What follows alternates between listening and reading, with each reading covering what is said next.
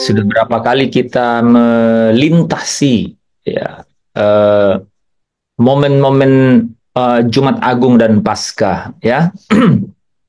Kalau saudara umurnya sudah 50 plus maka wah udah ya. Mungkin saudara juga sudah pernah dicambuk ya, walaupun tidak disalib ya. Kalau umur masih agak muda, mungkin masih sering jadi penonton ya.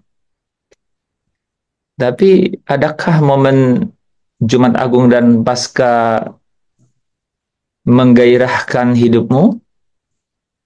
Saudara senang nggak sih ada mau Paskah gitu?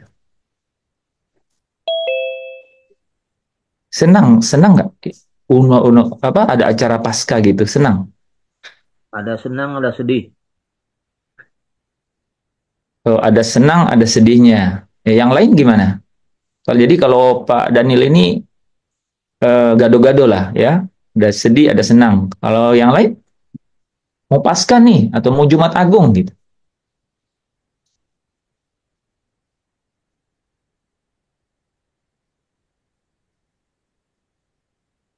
Tidak ada rasa, mati rasa. Hah? Apa? Suasana batin saudara bagaimana menghadapi Jumat Agung atau Paskah itu?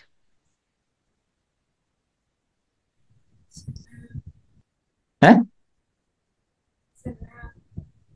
Senang. Senang, sangat bersyukur. Mirip sama jalan-jalan ke mall, eh? Senang. Eh? Kau coba orang pulang dari gimana? Senang. Eh? Mirip sama dikasih uang, senang. Ya. Oke, saya tanya ulang ya. Mungkin ada perasaan yang masih sudah karena sudah lewat 1 hari, jadi mungkin sudah cukup tenggelam di bawah, ya. Sudah ada yang lain yang tutup. Apa suasana batin saudara gitu? Apa ungkapan ekspresi gitu ya? Mudah-mudahan saya ini memakai diksi yang betul ini ya untuk apa eh, ekspresi batiniah saudara gitu ya. Batiniah itu artinya udah sudah eh, bergabung itu, sudah bergabung yang namanya apa yang dibayangkan, apa yang dipikirkan, apa yang dirasakan, apa ekspresi batinnya saudara gitu. Kalau melintasi momen-momen Jumat Agung, Pasca gitu, telur Pasca boleh juga masuk. Tapi saudara kan bukan sekolah minggu gitu kan? Apa gitu? Apa ekspresinya yang saudara bisa ungkapkan? Yang tidak terungkap jangan di sini, ya. Tentu saja saya juga tidak bisa tangkap, toh. Tadi Pak Daniel bilang ada sedih, ada suka gitu, ada senangnya, ada sedihnya. Itu seperti apa itu asam di gunung, garam di laut. Ketemu di kuali namanya garang asem. Ada yang cocok, ada yang tidak. Oke, silakan. What are you feeling about?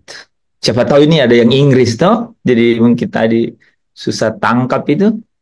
Ya, what are you feeling about uh, Good Friday and Passover gitu?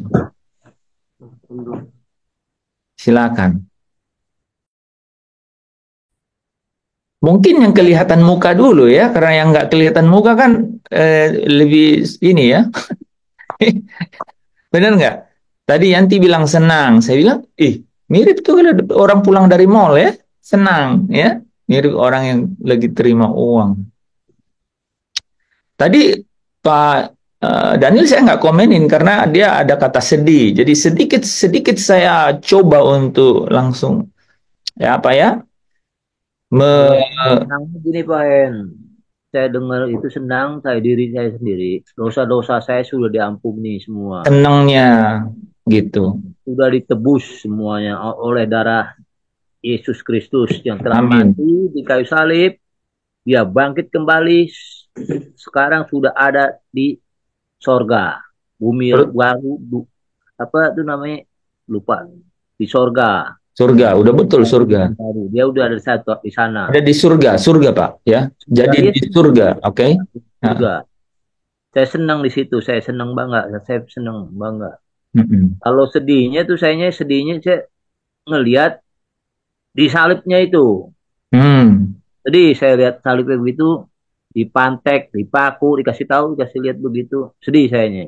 ikut merasakan. Nah, benar benar benar. Kalau dia datang, Perasaannya, perasaannya juga ikut. Seolah-olah Bapak ikut sakit gitu. benar, itu lihat Hmm. begitu. Aku juga pikir gitu tadi. Bapak bilang sedih itu karena saya kan nggak mungkin mikir Bapak sedih karena habis uang karena pasca gitu kan nggak. Aku nggak mikir Saya begitu. sampai nangis, Pak Hen. Ah, Itu bangku begitu saya lihat. Itu luar biasa. Dia betul. sampai ditusuk begitu, dipecut, saya dikasih nonton film. Bagaimana perasaan saya sendiri itu luar biasa itu. Nggak kuat kan kadang-kadang lihatnya kan. Iya, itu berapa lama itu dipecut sampai jam 12 siang sampai jam 3 sore baru baru disalib dia. Saya Ya, nonton gitu, saya lihatin. Waduh, itu luar biasa itu, Tuhan, emang Tuhan Yesus. Jadi kalau umpama dia sampai nggak bangkit, dia wah, mati itu aja nggak bangkit, manusia percuma katanya, sia-sia. Benar sia-sia juga. lah. Saya mikir juga di situ, masih mikir saya. Benar juga. Kalau dia hidup di bangkit, dia bisa aja bangkit katanya, langsung ini itu dia hidup lagi nih. Buat nembus-nembus dosa kita semua. Nggak ada nggak percuma, kata orang, percuma kata orang, nggak ada, kalau Yesus nggak dibangkitkan percuma katanya gitu. Benar. Sia-sialah ya, Sia-sia. sia-sialah percaya kita. Betul. Nonton Iya, kan itu sedih, saya nangis sekali, kasihan itu gitu. itu yang lagunya Yanti tadi itu, Pak, ya. Nah, Jadi benar-benar besar gitu pengorbanan Kristus itu bagi kita, gitu. Ya. Saya udah nangkap tuh. Pasti nih Pak Daniel ini mau ngomong sedih ini karena dia lihat peristiwa di dalam film itu yang terjadi gitu kan. betul betul Pak ya, betul. Ya kan eh, karena di gerejanya Pak Daniel itu rutin itu diputar tuh, ya. Diputarin kali kemarin ya, Pak. Saya dua kali ikut ikut dua kali, dua Diputer, enggak ya, diputar. dua dua khot buat apa, dua dua Ya, dua khotbah lah, dua dua dua sesi khotbah. ya, dua sesi. Iya, dua sesi, betul, dua sesi. Hmm. Dosis dosis tambah ya, Iya, dua sesi, dua betul Pak. sesi, iya. Iya, Betul betul. terlalu besar kasihmu Bapa. Ya. Jadi ada pengorbanan ya. Terus tadi bait keduanya kan terlalu mahal darahmu Yesus. Ya. Itu kita bisa ya Pak Daniel bisa memiliki ekspresi batin begitu ya. Memang kalau orang yang sangat berdosa itu dia sangat menikmati yang namanya kasih karunia. Seperti saya juga ya. Nah, teman-teman gimana? Ya, kalau teman-teman yang buka layar ini belum bicara, saya bicara dulu lah Pak ya. Eh, kalau Silakan, silakan, Mas. kalau saya kemarin hari Minggu tuh nangis karena waktu khotbah itu tidak diputar filmnya, tapi di akhir khotbah itu mau akhir khotbah itu disampaikan nih, saya mencatat bahwa begitu buruk rupanya, bukan seperti manusia lagi. Jadi itu diceritain itu salib itu ternyata itu vertikalnya itu memang udah ditanam di atas. Jadi yang dibawa Yesus itu hanya yang horizontal. Terus diikat tangan kiri kanan. Baru kalau itu ditendang jatuh itu dia dijatuhin sama kayu itu. Beratnya itu. Dan ya makanya dibilang buruk rupanya karena kalau muka kehantam ke itu tangga yang dinaikin itu bukan tangga yang di beton kayak kita sekarang. Ternyata itu masih kasar-kasar batu-batu yang ditumpuk-tumpuk.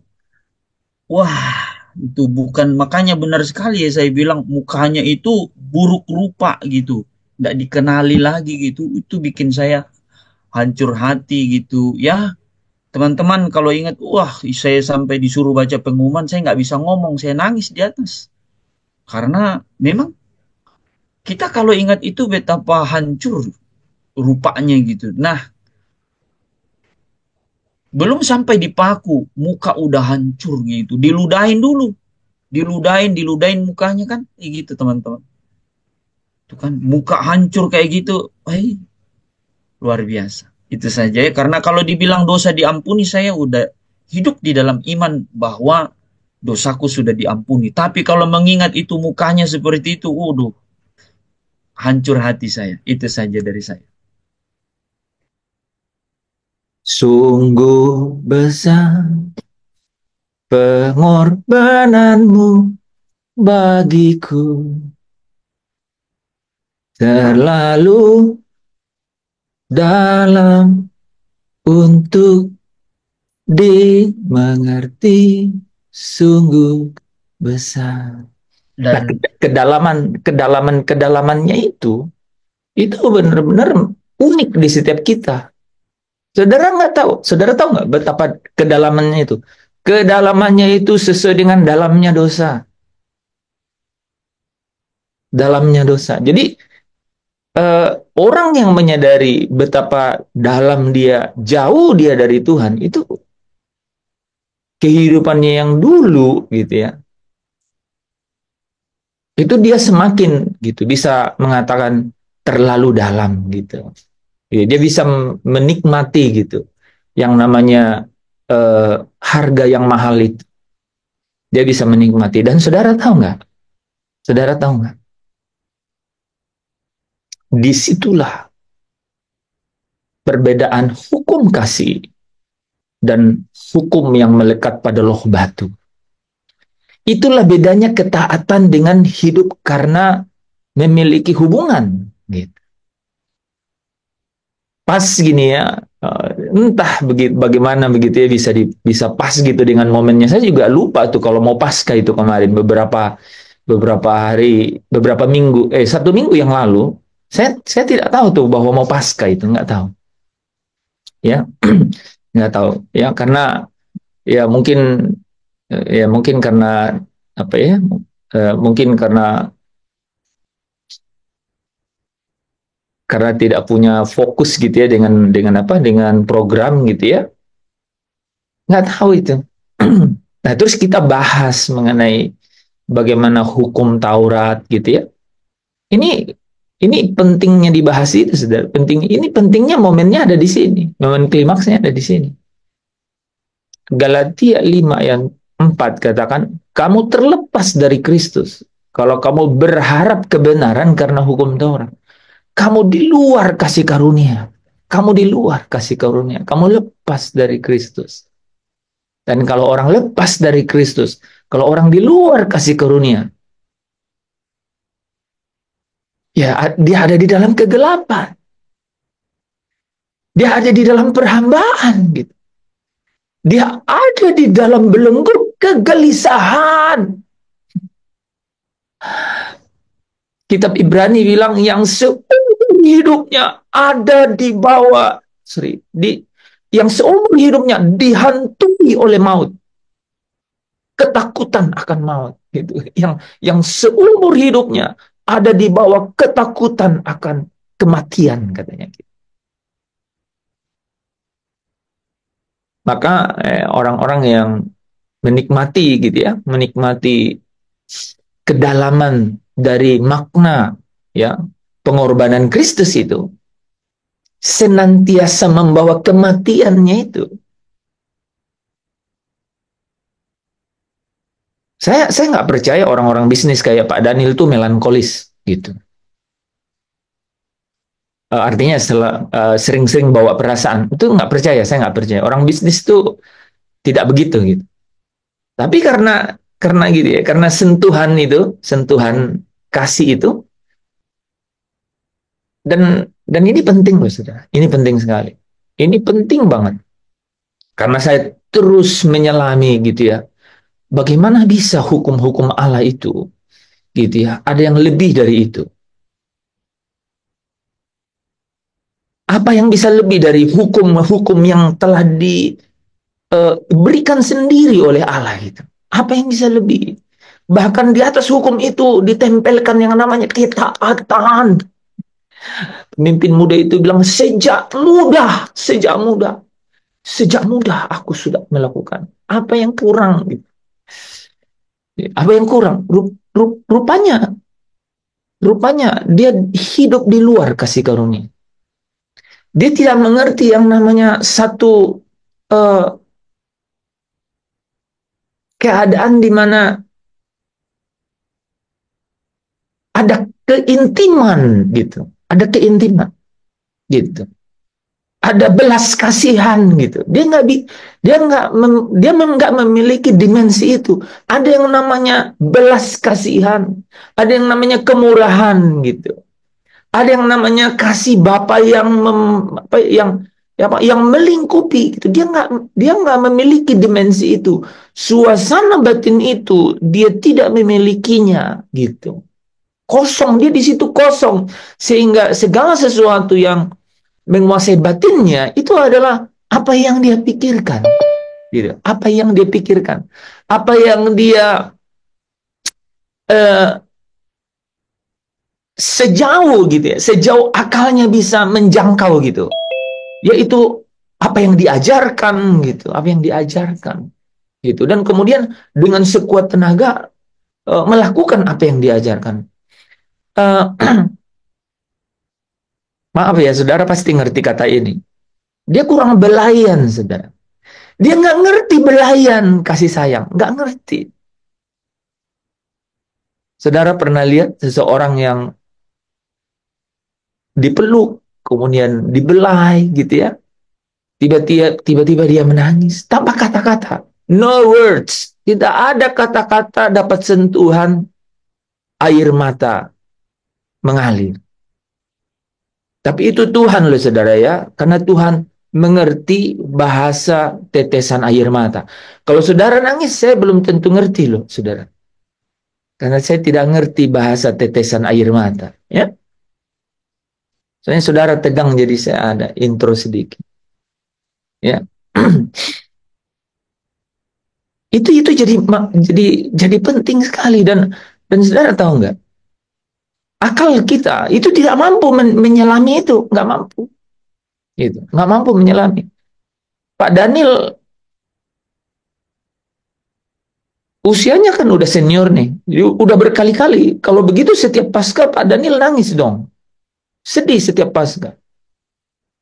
Kan nangis ya. Ada dua. Ini kan saya bilang sedih, ada senang. Ya, Kalau itu kan senangnya itu karena sukacita kan. ya, Saudara ngerti nggak, senangnya itu karena sukacitanya, karena dosanya sudah diampuni. Itu namanya kemerdekaan kan. Saudara tahu kan, kemerdekaan oleh karena kebenaran itu yang namanya kelegaan. Ya, jangan lupa itu ya. Mungkin kita akan pisah ya. Kalau dari umur saya mungkin lebih duluan dari yang masih muda ya. Tapi saudara kasih catatannya itu belum pasti ya. Umur ada di tangan Tuhan kan. Kemerdekaan oleh karena kebenaran itu adalah kelegaan. Itu saudara harus nikmati itu. Ya, itu yang Pak Daniel tidak tadi bilang, dia senang gitu. Senang saudara yang sekarang ketika melintasi Jumat Agung masuk menikmati Paskah itu sukacita gitu. Ini bukan gembira gitu karena pulang dari pesta. Ini bukan senang karena mungkin dapat hadiah atau pulang dari healing ya di mana gitu ya, hangout di mana, bukan ya. Ini tuh sukacita ya, karena dosa kita ya yang semerah kermisi itu menjadi putih seperti salju gitu ya. amin. Siapa yang merasa begitu, boleh saya lihat tangannya, atau ya.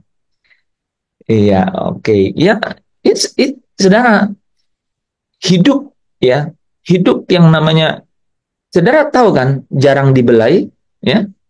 Pernah dengar, pernah tahu ya, jarang dibelai. Dia susah menikmati yang namanya, ya mohon maaf ya saudara, kita yang jauh dari orang tua ya, itu kan sudah jarang kan ya merasakan itu ya. Yang jarang, yang jauh dari orang tua. Kalau orang tua saya udah jauh banget ya, udah meninggal kan. Saudara, bayangkan ya, bayangkan. Pingin dibelai sama orang tua yang udah meninggal, coba bayangkan. Itu tidak kunjung datang loh pasti ya, saudara ya. Ya, kecuali percaya pada 1 Timotius 6 ya, bahwa satu hari nanti orang yang mati dalam Tuhan dikumpulkan oleh Dia di, ya, di surga kan. Kecuali dengan pengharapan itu. Nah, saudara, kalau saudara yang mungkin hanya terpisah oleh jarak, masih bisa membayangkan itu. Tapi, aduh, tidak ada mama di sini, tidak ada bapak di sini. Ya, rasa itu yang ada di sini, di dalam suasana batin ini, itu adalah belayan kasih sayang. Gitu. Ada kasih yang menutupi banyak dosa. Wah, saudara jadi ngerti ayat itu ya. Ada kasih yang menutupi banyak dosa. Itulah kasih karunia itu. Ya. Jadi kita senang atau kita suka cita itu karena engkau sudah menikmati yang namanya kemerdekaan. Gitu. Tapi ingat ya, kemerdekaan yang dimaksud itu adalah apa? Hah? Kemerdekaan yang dimaksud itu apa? Ini harus masuk dalam batin. Kemerdekaan yang dimaksud oleh karena kebenaran itu adalah kelegaan. Saudara menikmati yang namanya kelegaan. Tidak ada dibawa perhambaan oleh suasana kesedihan, suasana kegelisahan gitu, rasa takut akan hari esok. Coba saudara ya, ada orang yang takut akan apa yang terjadi hari esok. Itu orang yang terbelenggu. Itu orang yang tidak merdeka. Jadi jangan bilang saudara adalah murid Kristus yang udah merdeka kalau masih takut akan hari esok. Masih gelisah akan apa yang akan terjadi hari esok. Gitu. Di situ justru ya, ketika Kristus hadir di dalam dunia ini dan kemudian menyertai kita ya, selama kita ada di sini di dunia ini, itu yang Dia hadirkan di dalam hidup kita gitu ya. Jadi memang ada kemerdekaan, ada sukacita kan karena itu ya. Nah ya sedih, saudara tahu nggak, perasaan sedih itu penting gitu ya, karena sedih itu adalah suasana batin sebenarnya untuk mensiasati kedagingan kita gitu. Itu. Jadi situasi suasana seperti itu penting, saudara. Ya. Suasana seperti itu penting.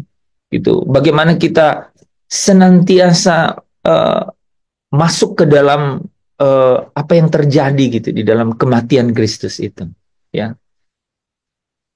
Nah, makanya syair-syair lagu itu kan penting tuh. Saudara kan kalau dengar lirik-lirik lagu ya, liriknya loh saudara, lirik lagu gitu. Itu kan punya makna-makna itu ya. Yang bisa membangun suasana batin untuk apa? Untuk melawan gitu. Melawan apa yang diinginkan oleh hawa nafsu daging, keinginan daging gitu. Dan seperti itu. Itu penting kita bangun ya. Oke. Jadi ini ya teman-teman ya. Ada lagi nggak yang mau cerita nih?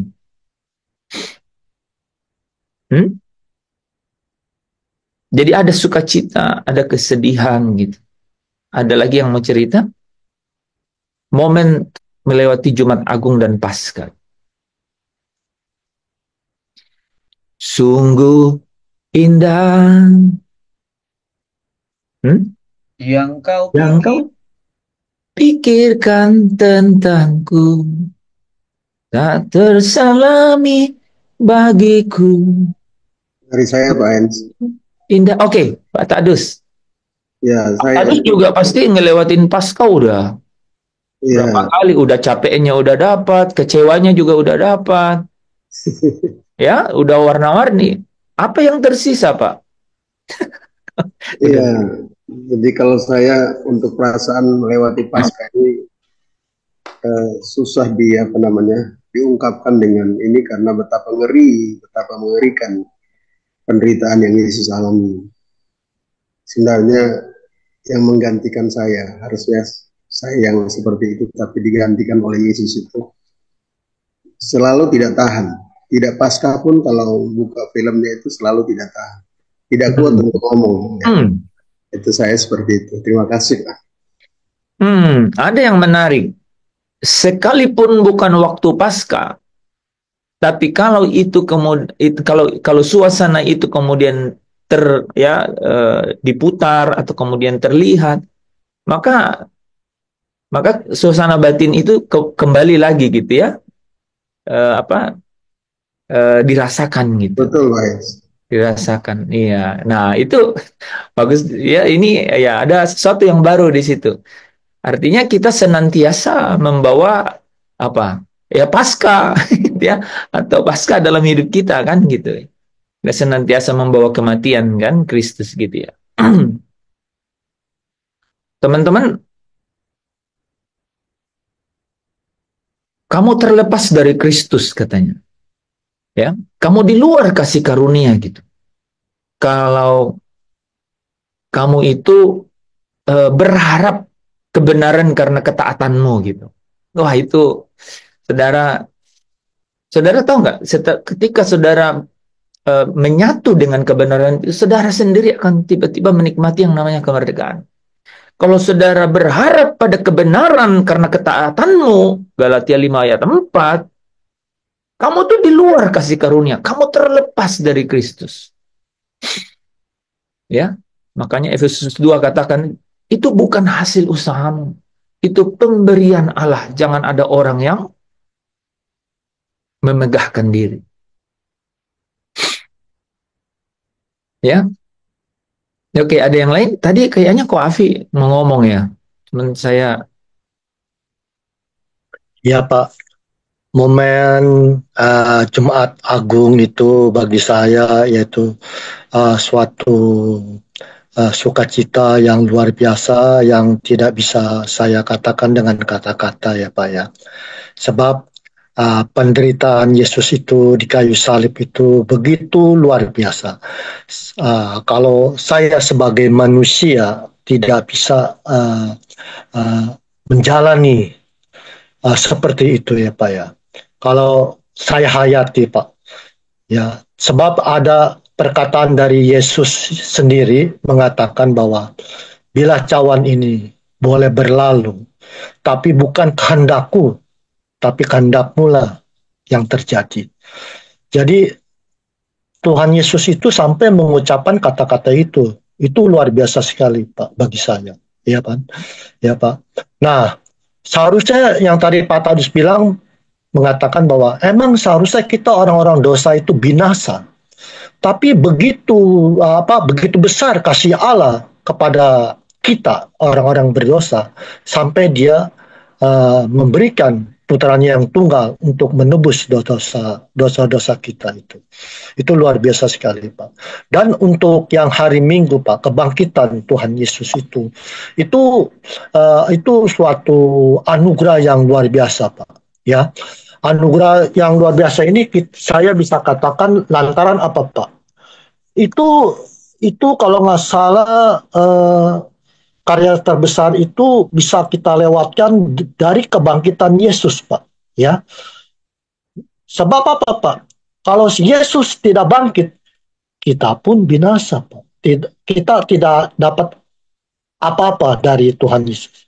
Karena Tuhan Yesus bangkit itu suatu anugerah di mana walaupun nantinya kita mati, tapi kita tidak mati selama-lamanya. Sebab Allah telah memberikan hidup yang kekal bagi kita semua yang percaya di dalam putranya yang tunggal, yaitu Yesus Kristus. Itu yang bisa saya dapatkan Pak dari hari momen Jumat Agung dan di hari Minggu yaitu kebangkitan Tuhan Yesus Kristus, Pak. Luar biasa sekali. Jadi kita orang-orang percaya harus bersyukur dan berterima kasih atas kematian Tuhan Yesus dan kebangkitannya yang luar biasa itu bagi kita.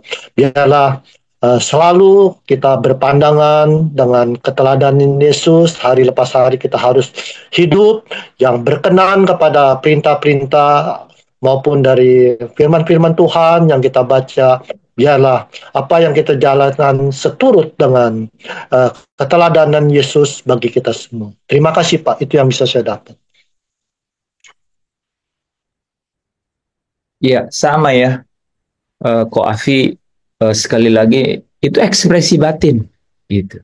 Saudara, kalau kita tidak sampai ke bagian itu, ya, kita nggak bisa tumbuh secara benar di dalam pertumbuhan rohani.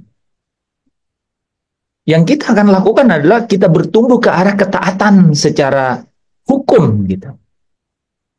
Tapi kalau kita mengerti yang namanya kasih, gitu, kalau kita mengerti yang namanya kasih, hukum kasih, gitu, hukum kasih, itu adalah perjanjian yang baru, gitu. Itu suasana yang dibangun sebenarnya oleh Roh Kudus yang bekerja di dalam kita. Dia membawa kita, saudara, dia insafkan saya dan saudara bahwa kau orang berdosa. Gitu. Dia membawa kita kepada titik terendah di dalam hidup kita. Ya, ketika kita tidak berdaya. Saudara, itu penting sekali ya, untuk senantiasa bawa itu di dalam hidup. Ya. Ada yang lain?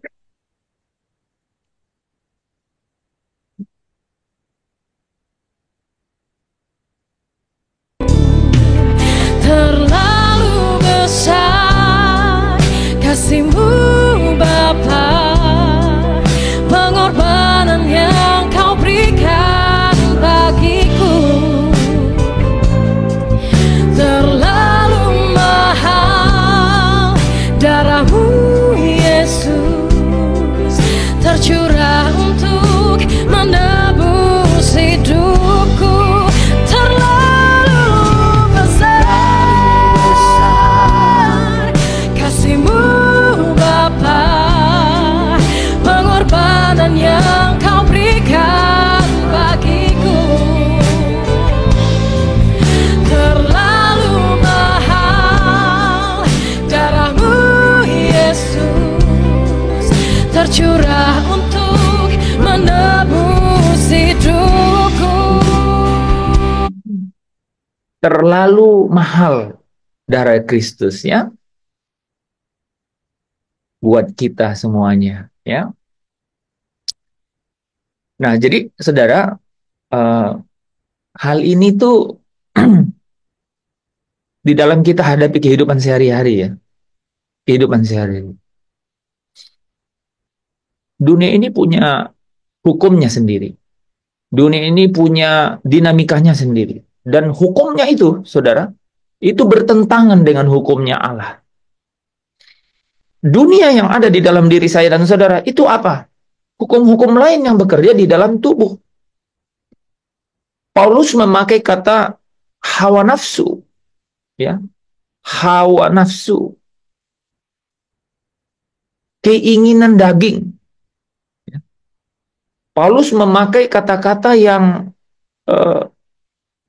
secara nyata gitu, secara nyata itu kita alami dalam kehidupan kita sehari-hari. Itu dunia dan itu bertentangan, berlawanan gitu. Dia tidak tunduk, saudara tahu nggak? Bahkan hukum-hukumnya Allah itu tidak tunduk pada itu. Kenapa? Karena dia punya dunianya sendiri gitu. Dia sudah memilih untuk membentuk dan mengikuti cara hidupnya sendiri. Saudara nggak bisa lawan itu. Nah, ini penting ya. Kadang-kadang kita ingin lawan itu tidak bisa. Tidak bisa. Cara satu-satunya untuk menghadapi itu adalah saudara apa? Kamu keluar dari situ. Kamu harus keluar dari situ. Saudara nggak bisa lawan itu. Ya. Jadi kita harus keluar dari situ. Makanya Paulus bilang begini, aku ingin pergi dan tinggal bersama dengan Kristus. Aku ingin pergi. Aku ingin pergi keluar dari sini, dari dagingnya, untuk pergi tinggal bersama dengan Kristus. Karena dia tahu, gitu. Dia tahu bahwa itu memang bertentangan. Nah, selama kita ada di sini, satu-satunya cara untuk kita bisa menikmati hidup yang ada di sini itu adalah apa? Sukacita di dalam Tuhan. Bukan sukacita karena berhasil menaklukkan keadaan yang di luar loh, saudara. Gitu. Ya. Itu penghiburan sementara. Saudara tahu nggak kalau bilang penghiburan sementara? Punya uang itu, saudara. Punya uang ya. Ini real ya. Ya, Alkitab selalu bicara pakai ini karena itu adalah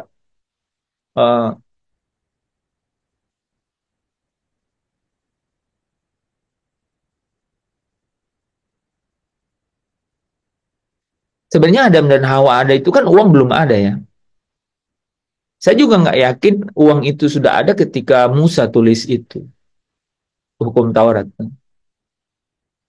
Kata-kata uang di dalam Alkitab itu kan muncul di abad-abad sesudah Yesus ya.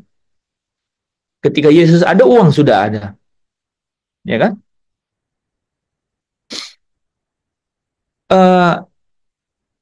Iblis memang memakai kan gitu. Memakai hal-hal yang menarik perhatian. Saudara perhatikan kata itu. Menarik perhatian. Karena mungkin abad-abad ke depan, mungkin bukan uang, saudara. Mungkin bukan uang. Ketika transaksi itu tidak pakai uang nanti ini, saudara. Mungkin ceritanya bisa beda. Tetapi apa yang iblis memakai sesuatu yang menarik perhatian. Saudara ingat nggak di Taman Eden, Hawa itu dikatakan itu menarik perhatian. Buah itu menarik perhatiannya. Apa yang menarik perhatian kita itu dipakai kan? Dipakai oleh penguasa dunia ini. Saudara, di masa hidup kita ini kan uang itu begitu ini kan, begitu apa itu? Begitu dominan gitu. Ya. Katanya apa? Tidak semua hal perlu uang. Tapi kalau uang tidak ada, gimana peribahasanya itu?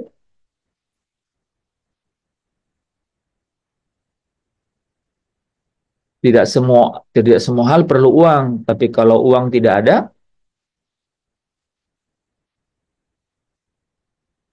oh, Pak Daniel nggak pernah dengar? Pernah. Nggak pernah. Pernah. Pernah kan ya? Nah. Ya katanya ya tidak semua hal itu perlu uang. Tapi saya pernah dengar sesuatu yang lain deh. Tapi kalau kamu nggak punya uang,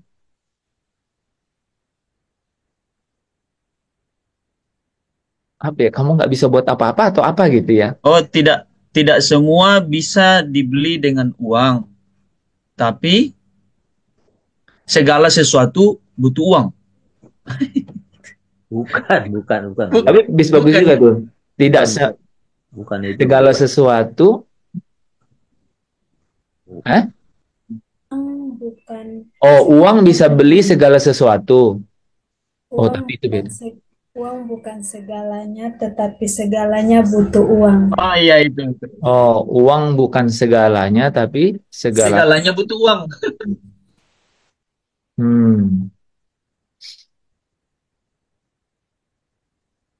Ya, apapun lah itu ya.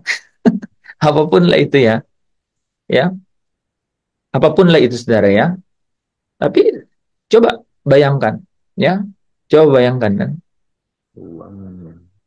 Kita untuk keluar dari pusaran itu, kan nggak bisa kan? Karena apa? Karena sistemnya udah kebangun begitu. Ya, sistemnya. Jadi teman-teman, tapi saudara yang sudah, kan kita semua ini pasti ada hubungannya sama uang. Semua kita ini pasti ada hubungannya sama uang, ya kan? Tapi saudara tahu kan bahwa itu pusaran yang terus berputar, yang seperti nggak pernah ada ujungnya gitu. Coba uang jumlah berapa yang membuat saudara bisa tenang gitu. Atau jumlah uang berapa yang membuat kita tuh jadi tidak perlu cari uang lagi gitu. Ini di titik kita masing-masing itu pasti jawabnya ya nggak ada. Sekarang masih perlu cari, gitu. Masih perlu.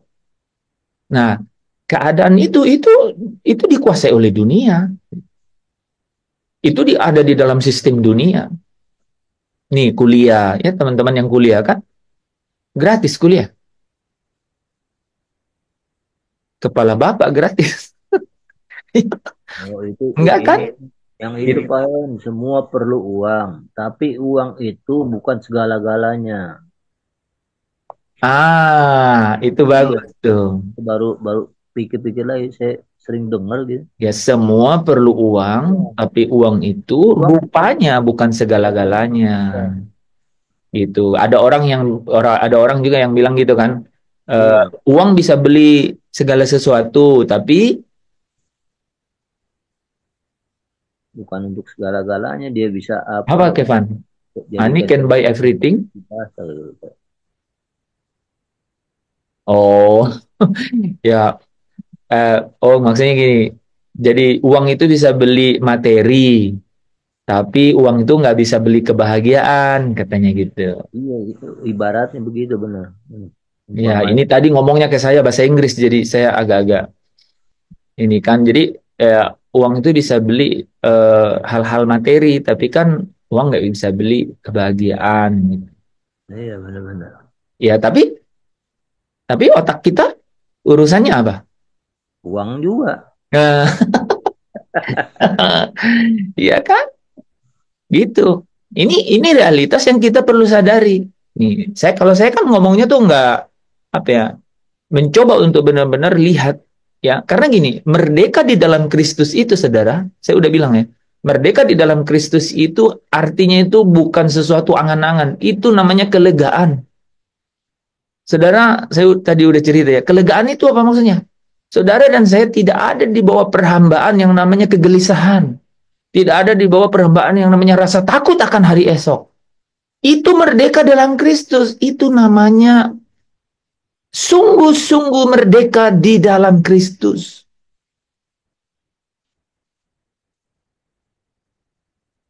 Nggak ada yang lain, nggak ada artinya itu orang harus ketemu. Ketemunya itu namanya anapauso, kelegaan di dalam mana? Di dalam jiwa. Dan kelegaan dalam jiwa itu artinya apa? Saudara tidak lagi di bawah perhambaan atau tekanan atau ikatan yang namanya rasa gelisah. Adakah engkau gelisah malam hari ini? Kalau gelisah tidak bisa tidur. Ya, datang pada Yesus. Dia akan ganti rasa gelisah menjadi lega. Loh, saudara, kita belajar nih Alkitab dari Kejadian sampai Wahyu. Banyak orang sekarang di TikTok tuh senangnya tuh berdebat hanya pakai otak gitu ya. Pakai literasi-literasi, referensi-referensi gitu. Ya, saya juga ikut, tapi saya nggak pernah masuk dalam suasana itu. Saya selalu masuk dari sudut apa? Sungguhkah firman itu memerdekakan hidup kita? Gitu. Sungguhkah kebenaran itu membawa suasana batin kita menikmati kelegaan? Kan itu real setiap hari. Nah, sudah kan di depan mata kita dan di dalam otak kita yang namanya belenggu kan? Apa belenggu yang paling susah? Ya mamon, uang. Ya, itu belenggu. Waduh, ini perlu uang, ini perlu uang. Coba cari apa ya yang nggak perlu uang? Tidak ada. Coba, coba cari. Coba semua perlu uang. Ya, maksud baik aja perlu uang, bener nggak? Maksud baik. Nih, saya kasih contoh saudara maksud baik ya. Sapu maksud baik, saudara mau tahu? Iya, saya cerita ya. Banyak sih, cuman saya cerita. Saya mau pergi khotbah nih, mau pergi khotbah. Diundang untuk khotbah. Nggak tahu namanya hati itu ya, jenis hati saya maksud saudara ya. Mungkin beda dengan jenis hati saudara. Pingin bawa sesuatu, ya. Biasanya terbalik kan, orang yang kita mau datang khotbah yang siapin amplop, dong. Ini beda, saya yang mau datang itu ingin bawa sesuatu. Tapi perlu uang, ya. Saudara tahu nggak, saya bawa atau tidak itu ukurannya apa? Ukurannya apa? Oh, saudara, kalau sudah jumlahnya yang saya mau bawa sudah membuat hati saya gelisah, saya potong, saudara. Itu. Saya bisa tangkap? Ini bingung ini. Saya ulang dari awal. Mungkin suara saya serak ya. Saya mau bawa sesuatu. Kalau sesuatu itu jumlahnya, ya kan jumlahnya kan nggak ada uang, khawatir. Oh, iya, nah ini nanti saya masuk ke situ, Elsa. Ya, nanti wah itu ya, ini yang baik-baik dulu nih, yang baik-baik kan. Coba saya diundang khotbah, kan diundang khotbah, ya, mau datang. Biasanya kan yang undang kita yang siapin amplop, kan siapin uang, pusing mengenai uang ini, mengenai nanti payan sini, lagi dia tuh bayarnya tuh amplopnya besar, enggak, ya, enggak. Saya malah, ya. Atau jangan-jangan kebalik ya teman-temannya. Orang karena udah tahu, jadi biasanya yang ngundang saya, kalau Pak Hens nggak perlu siapin amplop. Mungkin jangan-jangan ya. Jangan-jangan ya. Ih, ini di YouTube ya. Oke, nggak apa-apa. Nah, ini ya. Ini ya. Saya mau bawa itu, ya. Kalau nih jumlahnya udah membuat saya gelisah, itu saya turunin loh, saudara. Saya turunin. Contoh ya, contoh. Eh, contoh ya. Mau bawa kue tar tuh ukuran macam-macam kalau di Jakarta, ya, ada yang 7 tingkat, ada yang 1 tingkat gitu, ya. Jadi kita telepon berapa gitu, itu saya rasa aja gitu. Pokoknya saya ambil yang membuat saya itu tidak sama sekali tidak ada kegelisahan. Saudara tahu nggak, kalau ada yang mepet-mepet kegelisahan, ada loh, ada ya. Ya, pasti saudara tahu yang maksud saya maksudnya. Uang 500.000 misalnya kan. Ya, ada 500.000. Kita beli yang 498.000. Itu mepet sama kegelisahan loh. Mepet itu. Jadi jangan coba-coba main api begitu ya. Punya uang 500.000 terus beli kue tar yang 495.000. Itu mepet sekali. Saudara kena parkir 10.000, saudara sudah, aduh, tadi itu tarnya kebesaran, saudara sudah, ya sukacitanya udah ya itu ya, nggak penuh itu. Coba punya uang 500, saudara beli yang 150.000, wah enteng loh saudara, enteng gitu ya, enteng bawa kan, bawa. Bahkan nih kalau bawa terus kurang, saudara bisa bilang, saudara bisa manuver kan, karena masih punya uang 350 kan, bisa gitu, ya. Nah jangan sampai nih, nah saudara mungkin nanya saya, kenapa Bapak nggak beli saja yang besar kan? Kan 150 masih ada 300. Hati-hati saudara. Maksud kita yang baik awalnya, itu bisa ditumpangi oleh kedagingan hawa nafsu kita loh di situ. Ketika kita membuatnya menjadi besar.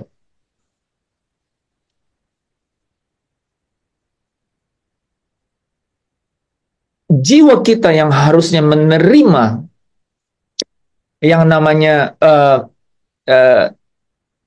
jiwa kita yang harusnya menerima yang namanya kemuliaan karena maksud dan motivasi baiknya itu tercemari itu.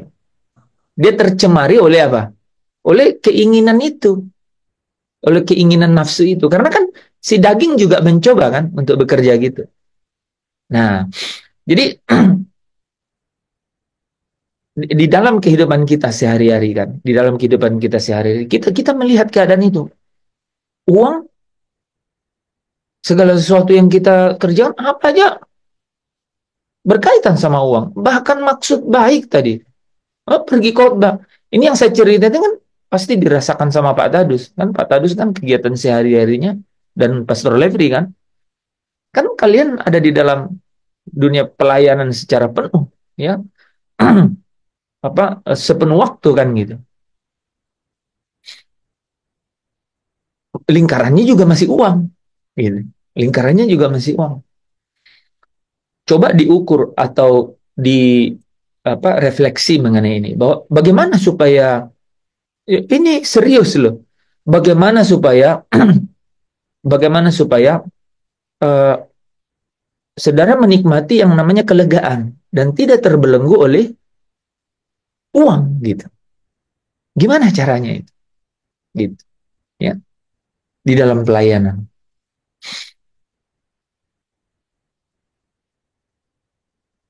Hitung anggaran, ya, harus berapa gitu. Itu misalnya di Dalek nih, di Dalek ya, di Dalek. Harga beras kan macam-macam. Ada harga beras yang 5 kilo itu 150.000. Kan? Ada yang 80.000 kan? Ini kalau angka saya pas-pas, jangan bilang saya pedagang beras ya.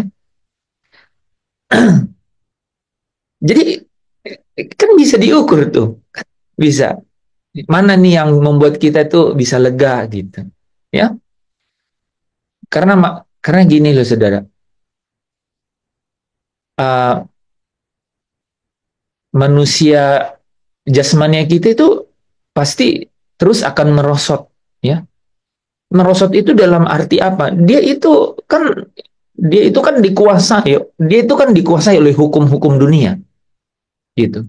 Saudara, kalau keinginan daging itu belum dipuaskan, dia akan teriak terus, gitu. Tapi salahnya, kalau dia dipuaskan, semakin kuat. Saya ulang ya. Keinginan daging itu memang kalau belum dipuaskan, dia teriak terus. Tapi masalahnya kalau dia dipuaskan, dituruti kemauannya maksudnya, dituruti kemauannya, dia semakin kuat. Dan kalau dia semakin kuat, dia bisa mengalahkan keinginan batiniah, saudara. Gitu. Akal apa yang ada, pengetahuan yang ada di dalam pikiran, saudara, itu bisa dikalahkan oleh nafsu itu. Nah, saya ambil satu contoh ya, yang sering nih, ya sekarang kan kedengaran tuh yang namanya healing tuh, healing kan, tahu nggak healing? Katanya apa ya? Itu kata Erik kemarin nggak terlalu Keliling. bukan, nggak kok. Saya diskusi sama Erik kemarin mengenai healing. Healing itu kan orang sering pakai sekarang karena untuk lepas dari kepenatan, ya, penat pikiran gitu, dia mau healing gitu, ya kan? Nah itu ya, kalau kita ngikutin cara-cara healing dunia itu kan kita bisa hati-hati. Karena apa? Dia akan semakin kuat. Dia akan semakin kuat. Kalau jalan itu yang kita pilih, dia akan menguat. Itu seperti ini loh saudara. Seperti kekhawatiran. Seperti kekhawatiran. Hal-hal yang ditakutkan terus-menerus itu menjadi dikhawatirkan. Saya ulang ya. Hal-hal yang ditakutkan terus-menerus itu akan menjadi dikhawatirkan gitu. Tadi Elsa tuh kasih apa tuh? Bilang apa ya? Enggak ada uang khawatir, banyak uang lebih khawatir. Ah, itulah dunia. Nah, saudara, saya kan pernah ceritain ini kan? Pernah saya ceritain ya. Ya, orang tuh belum tentu setuju loh saudara dengan kata-kata itu ya. Karena menurut saudara siapa kira-kira orang yang nggak setuju dengan kata-kata itu? Elsa bilang kalau nggak ada uang khawatir, tapi semakin banyak uang lebih khawatir. Kira-kira siapa yang nggak setuju dengan kata-kata itu saudara? Nggak ada uang khawatir. Semakin banyak uang, semakin khawatir, lebih khawatir gitu. Yang nggak setuju dengan kata-kata ini biasanya siapa saudara?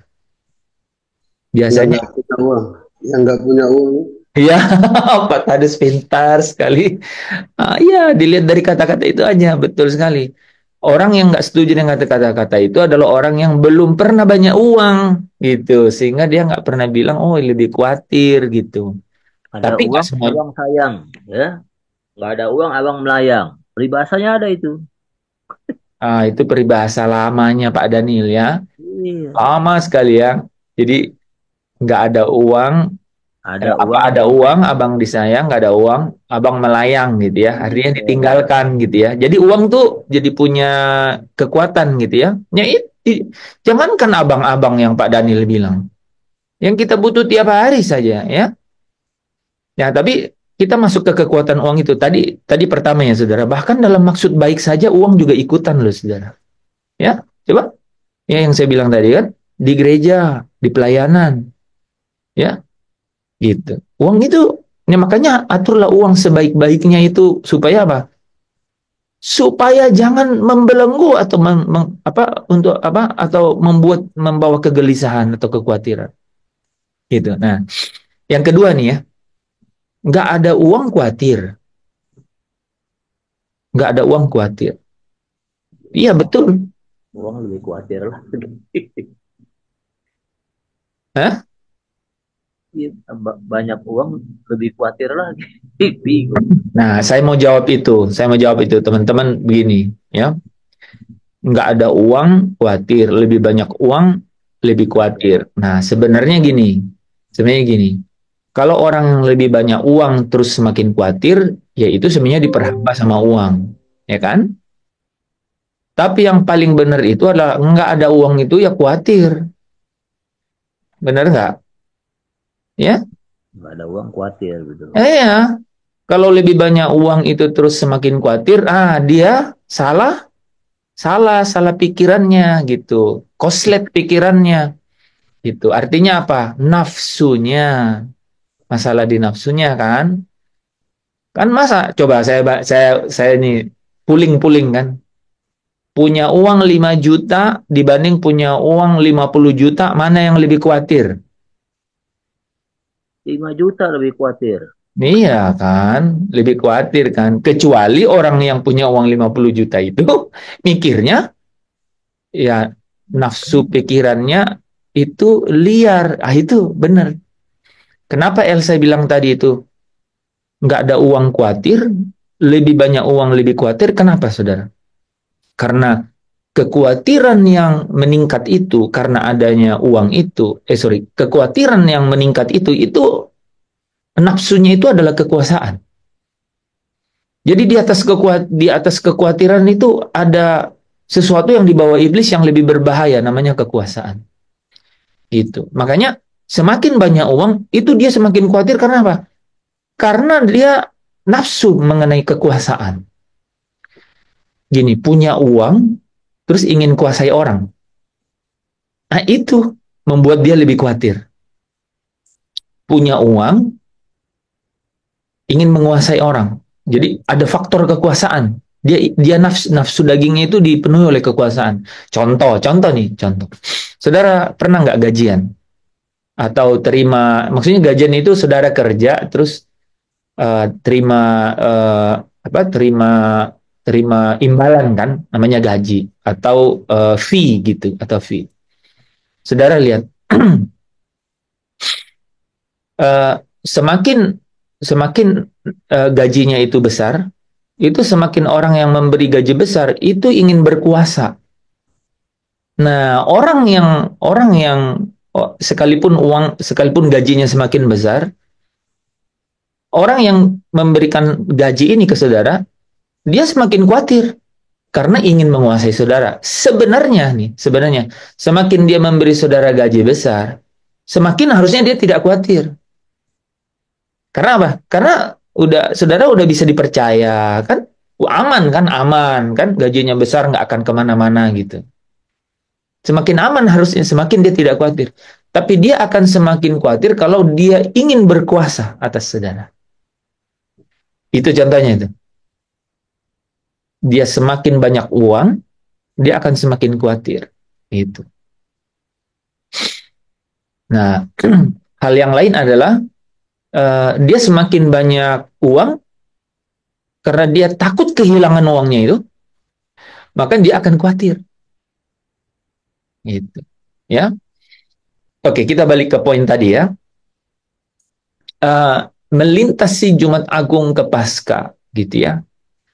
Itu yang pertama kita nikmati adalah apa, saudara? Kemerdekaan, ya. Kemerdekaan. Kita baca ayatnya dulu ya. Dari tadi kita belum baca ayat kan. Sebenarnya saya mau lanjutin ini nanti hari Rabu ya. Besok Pak Roni, hari Rabu. Ini momennya penting, saudara. Penting ya. Sekali lagi ya. Mungkin tidak penting mungkin kita hari Rabu aja kita baca ayat ya karena waktunya mepet. Gini, saudara udah ngerti kan, apapun di dalam kehidupan kita ini kita tuh berkaitan sama yang namanya uang, gitu ya. Mau hidup sendiri uang juga, hidup sudah berkeluarga masalahnya juga uang, hidup di dalam pelayanan uang juga. Ya, ini jadi dia memang punya kekuatan uang itu. Nah, kekuatannya itu apa? Dia itu bekerja di dalam keinginan-keinginan daging atau hawa nafsu, gitu. Yang ingin selalu dipuaskan, hawa nafsu itu selalu ingin dipuaskan, gitu. Orang-orang yang melintasi Paskah, melintasi Jumat Agung sampai Paskah, itu harusnya orang-orang yang merdeka. Galatia 5 ayat 1 kan? Sungguh-sungguh merdeka. Orang yang sungguh-sungguh merdeka, yang namanya merdeka di dalam Kristus itu adalah orang-orang yang tidak, saya ulang ya, adalah orang-orang yang benar-benar menikmati yang namanya kelegaan di dalam jiwa. Saya berkali-kali dan sering banget, dan saya konsisten ngomong ini. Tapi saudara tahu nggak permasalahan hidup secara batiniah setiap manusia? Itu masalah kelegaan jiwa. Kalau saudara dan saya tidak menemukan kelegaan jiwa itu, saudara sulit untuk yang namanya hidup di dalam pertumbuhan secara rohani ke arah kedewasaan. Itu sulit sekali. Gitu. Jadi, ekspresi yang terdalam nih dari Jumat Agung Paskah ini itu adalah kita sungguh-sungguh merdeka di dalam Kristus. Dan itu artinya kebenaran itu memerdekakan kita. Dan apa yang dimaksud dengan itu yang dimaksud adalah kelegaan. Gitu. Dan jiwa yang menikmati kelegaan, saudara, dia itu akan menikmati yang namanya ketenangan. Gitu. Jiwa yang menikmati kelegaan itu menikmati yang namanya ketenangan dan damai sejahtera. Itu ekspresi dari ketenangan dan damai sejahtera itu adalah sukacita. Makanya saya kan sering nanya di sini, apa kabar gitu. Orang nih sering ya WA saya terus balas apa ya? Selalu dalam pikiran saya, be joyful, bersukacitalah. Ada ribuan, ada banyak alasan untuk kita bersukacita, betul nggak? Itu terlalu besar kasih-Mu Bapa. Semakin dalam saudara menikmati itu artinya daftar. Alasan-alasan membuat saya dan saudara bersukacita itu semakin banyak gitu. Be grateful, bersyukurlah. Gitu, bersyukurlah. Cukupkan dirimu dengan apa yang ada, gitu. Kalau sesuatu itu bergantung padamu, hiduplah dalam perdamaian dengan orang lain. Hiduplah damai dengan orang lain. Sedapat-dapatnya kalau itu tergantung padamu. Ya kan? Jadi ada daftar yang membuat kita bersukacita, ada daftar yang membuat kita bersyukur, gitu. Itu yang akan membuat kita selalu hidup di dalam apa? Ketenangan. Selalu hidup yang di dalam ketenangan, sehingga apa? Sehingga gelisah, khawatir itu nggak membelenggu hidup kita. Gitu. Ya. Sekali lagi teman-teman, Kemerdekaan di dalam Kristus itu adalah kelegaan di dalam batin, ya. Dan kelegaan dalam batin itu, lihat saya, itu ketenangan di pikiran. Ketenangan di pikiran kita. Pikiran yang tidak tenang, artinya dia liar, dia tuh gelisah, pikiran yang nggak tenang. Gitu. Bagaimana supaya pikirannya tenang? Diisi dengan pengetahuan akan kebenaran. Itu. Pengetahuan akan kebenaran. Pengetahuan akan kebenaran yang paling dahsyat kuasanya itu apa, saudara? Bersukacitalah karena Kristus. Bersukacitalah karena Tuhan. Karena kau sudah menjadi dan memiliki identitas baru dalam Tuhan. Bersukacitalah karena itu. Itu identitasmu.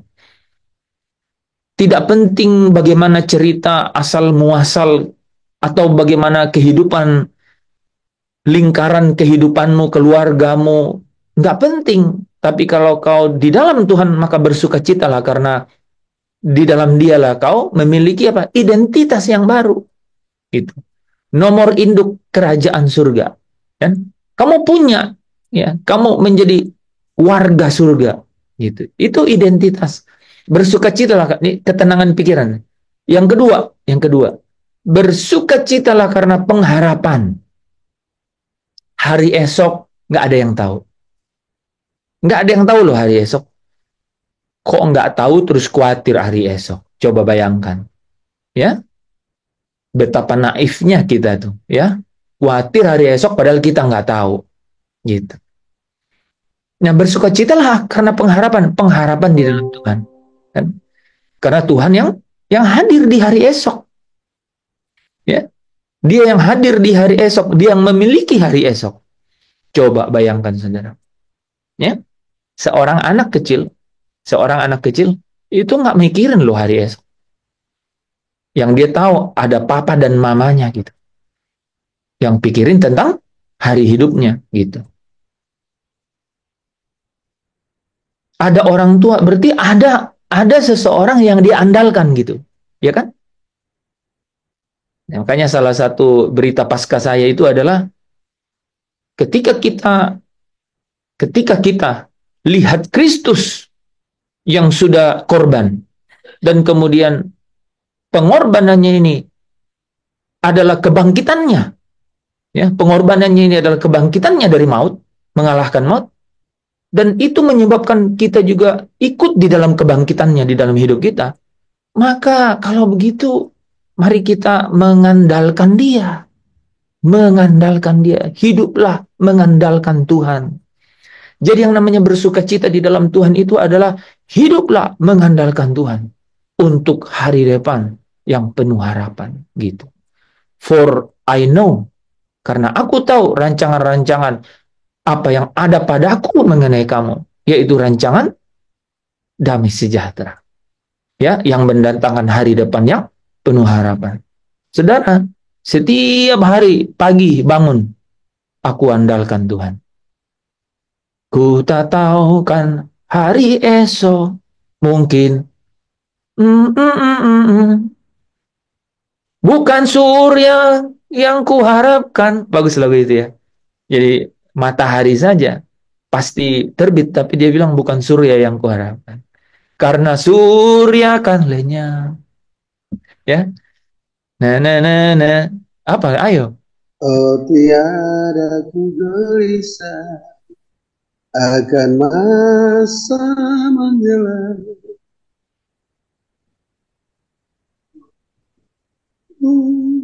Ku berjalan serta Yesus, maka jiwaku tenang. Maka hatiku tenang. Ku jalan serta Yesus, maka hatiku tenang. Saya paling pintar ulang lagu. Ya. Saudara, ku berjalan bersama Yesus, andalkan Yesus, Itu berita yang saya dapat nih dari Paskah kemarin. Kalau udah tahu bahwa kebangkitannya itu memastikan kebangkitanmu nanti, berarti kau bisa andalkan dia. Termasuk di dalam kehidupan kita sehari-hari. Coba andalkan Tuhan. Bersukacitalah di dalam pengharapan bahwa ada Yesus di hari esok. Ya kan? Biarlah janganlah khawatir katanya kan. Kesusahan hari ini, cukuplah hari ini. Besok punya kesusahan sendiri. Matius 6 ya. Ayat 34 ya, kalau nggak salah ya. Kesusahan hari ini cukup hari ini. Esok punya kesusahannya sendiri. Ya. Saudara, kalau saudara andalkan, coba refleksi sendiri saja. Andalkan gaji, andalkan uang, andalkan kasih sayang orang, andalkan manusia. Pernah kecewa? Pernah, ya. Jangan andalkan yang lain. Andalkan Tuhan sah, ya. Andalkan Tuhan saja, ya. Selalu, ya. Amin. Kita tutup dalam doa. Bapa, biarlah setiap kebenaran yang kami boleh dengar malam hari ini, Tuhan meteraikan di dalam hati kami. Kami mau sungguh-sungguh dalam hidup ini. Mata kami hanya tertuju pada Yesus. Kami menaruh pengharapan kami sungguh-sungguh hanya di dalam Engkau ya Bapa di surga. Supaya hidup kami bisa menjadi bau harum di hadapan. Engkau bisa nikmati kehidupan kami ini. Engkau bisa nikmati suasana batin kami. Engkau bisa melihat kami dan tersenyum ketika kami selalu dan senantiasa mengandalkan Engkau untuk kehidupan kami. Terima kasih Bapa. Teruslah bekerja, terus memenuhi kami dengan kasih-Mu. Karena kami tahu bahwa kasih-Mu lah yang membuat kami benar-benar menikmati kehidupan ini. Kalau bukan karena kasih, kami benar-benar hidup di dalam kegelapan. Tapi karena kasih-Mu, kami bisa melihat terang. Terang yang sekalipun samar-samar, tapi kami memiliki keyakinan di dalamnya. Satu hari nanti, kami akan muka dengan muka bertemu berjumpa dengan Putra-Mu Kristus Yesus Tuhan, yang terus senantiasa kami rindukan dan inginkan dalam hidup ini. Terima kasih Bapa. Ke dalam tangan-Mu, Engkaulah yang kami agungkan, Kau yang kami puji dan sembah. Terpuji Engkau di dalam Yesus Kristus Tuhan kami berdoa dan mengucap syukur. Saudara yang diberkati bersukacita bersama dengan saya katakan amin. Amin. Amin. Amin. Oh.